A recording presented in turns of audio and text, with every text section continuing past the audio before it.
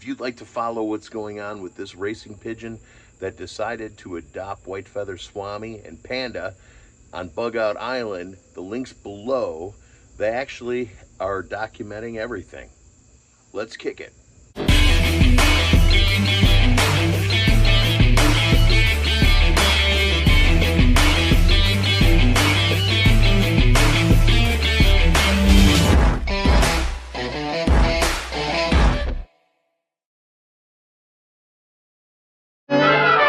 White-Feather and Panda have a racing pigeon that came to the shop and won't leave. And he's not looking too good, so we're gonna see what we can do to fix him up. Hey boys, I brought the stuff. This is such a fun story. So 2 days ago, so today's Wednesday, so it was Monday afternoon. Chewy was here, and I was taking out some garbage, and I just happened to look in the back of White-Feather's truck, like, huh, that's a bird.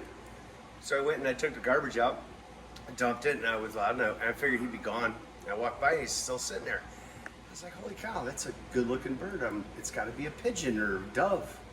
And then I started looking closer, and I could tell it had ankle bracelets, you know. So he's definitely a prisoner somewhere, out on probation. So honestly, I saw how quick I just like, I'm gonna see how close I get to him, right? And I got closer and closer and closer, and he wouldn't move. And he's kind of like looking at me. And I just freaking grabbed him. I grabbed him, and he kind of looked at me. I started petting him, and he was cool. He wasn't trying to fly away or nothing like that. And I just brought him inside.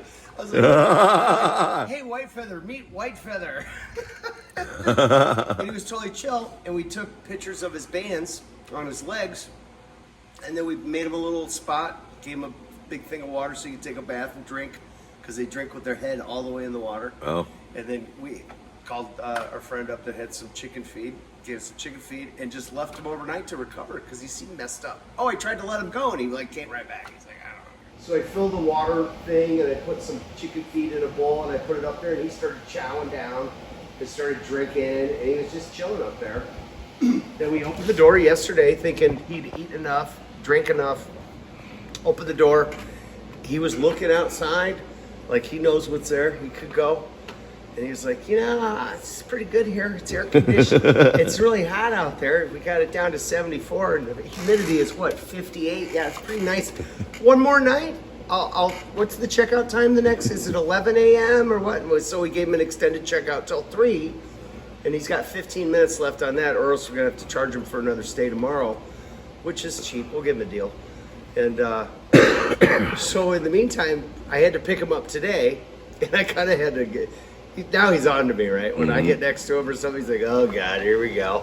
So he's kind of shimmying away and stuff, and I grab him, and then I bring him over here. We take really good pictures of his rings on his ankles because he's double ringed.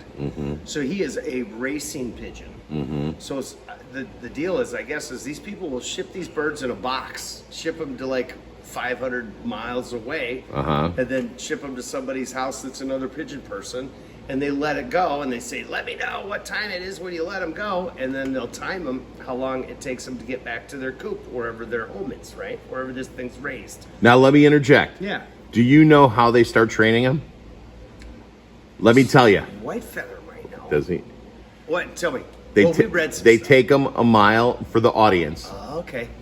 They take him a couple blocks away, let him go, see if he comes home. Go a mile out. Just go a little further and further and further. Yeah, and the video I sent you is of a guy who does it every day. When he got to the... So he just drives. He drives and lets them all go, and they beat him home. At the 7-mile mark, they say you're going to start to lose them, the bad ones. So then we were talking like, okay, we've got the stuff off of the ankle. White-Feather contacted the number on it, and she's just a secretary. So she said I needed a couple more numbers off the ankle, so that's why I had to grab them again today and take some more good pictures to get the whole, serial number of the bird. And we texted her, and we're waiting for her to call us back to say who the bird is. Now the next fun thing is the person calls us, owns the bird. We say, hey man, we fed it, watered it, looks healthy, he's all happy. Should we just let him go and see how long it takes to get back? How far has he got to go? I don't know where he's from. That's going to be fun to hear. Or do they send somebody out to get the bird, right? Because it's valuable enough to go retrieve. The highest racing pigeon ever sold was $45,000. Or do we cut the things off? Can we keep it? Can we keep it? There might be GPS So we're not in gonna the keep it. one. You never know. Here's my thought on why he was so messed up the Ironic other day. Faraday cage. You're in a Faraday cage right now. You're sitting in a metal building. It's pretty close. So my thought was the other day was that huge CME flare from the sun, and it affects our magnetic pole of the Earth, right? Yep. So birds fly, and their homing system is affected by that, right? And if he was getting bombarded and kind of lost his way, and he's like, I'm just going to take a pit stop. He jumped to the back of White Feather's truck and waited for stuff to clear up, because I'm sure they can sense it, right, when it's bad or not so bad. So we've been bombarded these last 72 hours with huge CME flares, big magnetic assaults on our field of Earth, which affects fish, all migrant birds, bees, And they're migrant. monarch butterflies, all those animals are really affected by it. So he maybe needed a break in a Faraday cage for 2-3 days from that, and then maybe when we let him go, he'll just be like, back on track. Who knows?